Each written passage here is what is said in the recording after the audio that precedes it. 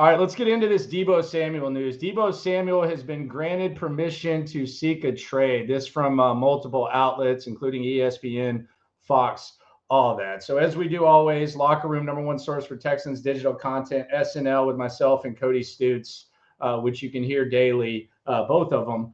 We like to localize it. And immediately the question, we kind of transition from the Cooper Kupp hypothetical to the Deebo Samuel hypothetical. And there's a couple of things I think we need to touch on here when it comes to asking the question, should the Texans trade for Deebo Samuel? I think there's a lot of things that you take into account. I think there's a lot of stuff that is true right now that's obviously not going to be the case when you make a trade for Deebo Samuel. The money is going to get fixed. Like, obviously, the contract that he has right now, it's going to have to get fixed in some way, shape, or form. There's going to have to be some maneuvering. And when teams really want a player, they're able to make it work. So let's just pretend that the Texans are interested in Deebo Samuel. There's a couple of things that they'll need to factor in. Number one is the cost of the trade. It's not going to be an overly expensive trade. I hear people throwing out the names of like DK Metcalf, Garrett Wilson, some other guys, Devontae Adams, some other guys, some other names that would probably cost a little bit more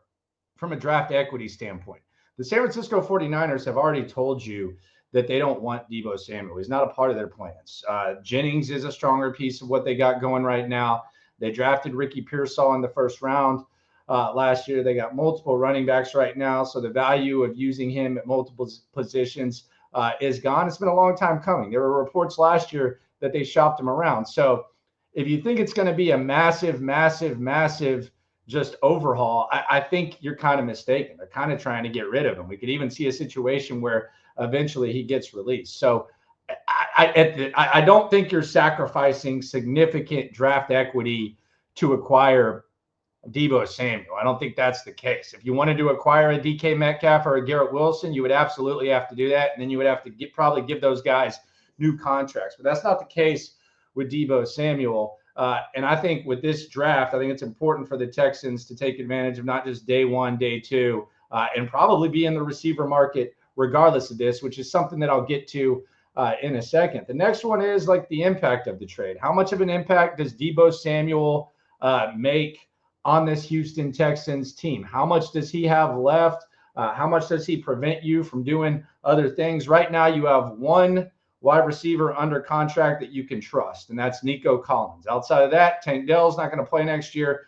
John Mechie, Xavier Hutchinson, not good enough, not going to cut it. So you're going to have to figure something out, and you're going to have to address the wide receiver position in some way, shape, or form. Now, how much does Deebo Samuel have left? The word washed is the most frequent word that you hear on the internet, and this Super Bowl photo, quite frankly, did not help. This was Deebo Samuel on Radio Row. Looks like he's not quite in the best shape of his life. Maybe it's a bad angle. We all get pictures of bad angles, but he has plenty of time to get into shape, but not the ideal photo for Deebo Samuel. So how much does he have left? How much of an impact can he make? There's two things I want to touch on before we get out of here, and I say whether or not I'm down with this. The reality of the Deebo Samuel situation, like from where we sit right now, the reality of the Deebo Samuel situation when it comes to the Texans' localized point of view, which is where we focus, is you can say he's washed. You can say he's not what he once was. He's missed less than a handful of games the last couple of years. I think he's been playing hurt for a large majority of that. But the reality is, with the way this Texans roster is right now, before free agency, before the draft, etc., he would be your second best wide receiver, and he would probably be your second best running back. He would definitely be your second best wide receiver. Perhaps he's your second best running back as well, because running back 2 down has been an issue for this squad, and they clearly don't trust Dameon Pierce when it actually matters. So that's the reality of the Texans situation. Beggars can't really be choosers. Right now, you just have Nico Collins. You don't have a lot of depth. So if you add someone who's immediately your second best wide receiver and your second best running back, I think a strong case can be made that makes sense. Now, the money side, I put to the side because it's obviously going to change. There's going to be some tweaks. They're going to figure some stuff out there. So I'm not really going to break down like the cap ramifications. They can make that work. They can figure it out. And the other thing is that there's probably only a select few teams that he's going to be willing to go to. I would think that the Texans, with DeMeco Ryans, who he knows a little bit, would be one of those squads. So he's probably going to want to go there. And if both teams are willing, both sides, then that's something to figure out as well. But here's the biggest myth, and this is what I want to get out of here on. And I've seen some pushback on this on the internet, is don't bring in Deebo Samuel because you need to draft a wide receiver and there's other guys out there. I don't think this is an either-or decision. I think the Texans right now, they're going to be in the market for free agent wide receivers. They're going to be in the trade market. They're probably going to draft receivers. They might get a wide receiver on the secondary market. And to localize it and kind of tie back to a situation that I think we're seeing on display today, the Kansas City Chiefs. The Kansas City Chiefs heading into this offseason, much like the Texans at a lower level, they had one young wide receiver that they felt good about, and that was Rashee Rice. Put the offseason stuff aside, but from a football perspective, they had one wide receiver that they felt really, really good about on their roster, and it was Rice. What did they do? They signed Hollywood Brown. They drafted Xavier Worthy.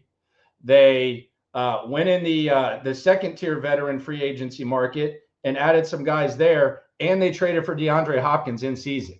So it's not an either or when it comes to the Texans at the wide receiver position. They need a lot of help.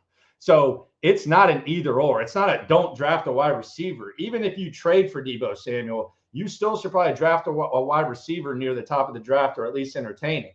And then once the market kind of speaks to these wide receivers, if you can get a guy like a Hollywood Brown on a 1 year, whatever, $10, $9, $8 million contract, whatever Kansas City got it on, then you do that. So the Deebo Samuel thing is interesting. It's not going to cost a lot. Do you think he's a productive member on your football team? That's something they're going to have to figure out, but it's not an either or type of thing. Is he as good of a player right now as DK Metcalf or Garrett Wilson? No, but he's not as expensive. He's also got some versatility. And oh, by the way, he's also for sure going to be traded, and the other team has zero leverage and zero say. Subscribe, like, ride along. Let me know. Do you think the Texans should trade for Deebo Samuel? I'm open to it. Cooper Kupp or Deebo Samuel, and drafting and maybe like signing some sort of receiver, that's fine. Last year it was, well, you don't have the money. They can make the money work. This is not going to be a break bread type of situation. It's not going to be expensive. Hopefully they stockpile draft picks as well, but they definitely need to address offensive skill position guys. Deebo Samuel, recent history, one of the better guys in that area. Is he washed or not? Who knows? But on this Texans roster, washed still makes you one of their best players before we head into the offseason. Lots of options, lots of fun. Happy Super Bowl Sunday to all. Celebrate however you wish. And always remember, when it comes to this Texan stuff, we're all in it together. Should they or shouldn't